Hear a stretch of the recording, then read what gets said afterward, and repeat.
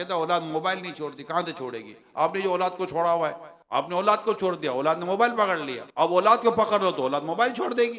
Simple سی بات ہے. جب آپ اپنے اولاد کو لے کر بیٹھیں گے، ان سے باتیں کریں تو کیا وہ موبائل لے کر بیٹھے گی؟ نہیں بیٹھے گی، آپ سے باتیں کرے گی. باتیں بتائیں گے تو بیٹھیں گے، سنیں گے نا.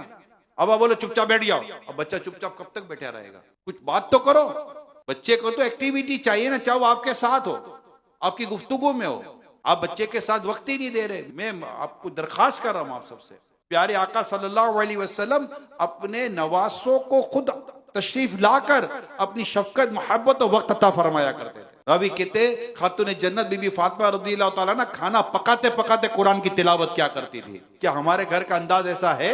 ہمارے گھر کی خواتین کا انداز ایسا ہے؟ کھانا پکاتے پکاتے موبائل پہ لگی، موبائل پہ بھی ادھر ادھر کی لگی رہتی ہے، لگائی بجھائی میں بھی کہیں تو لگی رہتی ہے، کوئی کی بات بھی نہیں کر رہی ہوتی کہیں تو. کوئی اچھی بات، کوئی تک کی بات، کوئی تمیز کی بات، کوئی شریعت کی بات، کوئی دین کی بات، کوئی سنت کی بات، کوئی اسلام کی بات، کوئی اخلاق کی بات ہو تو چلو کوئی بات بھی ہے اور اچھی بات ہے یہ تو.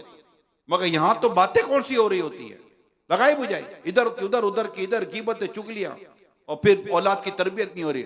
اولاد کی تربیت کیا ہوگی؟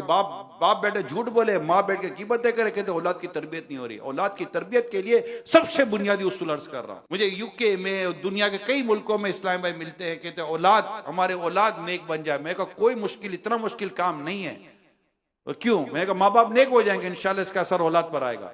بیسک فارمولا ہے اولاد کی تربیت کے لیے کہ ماں باپ کا نیک ہونا ضروری ہے.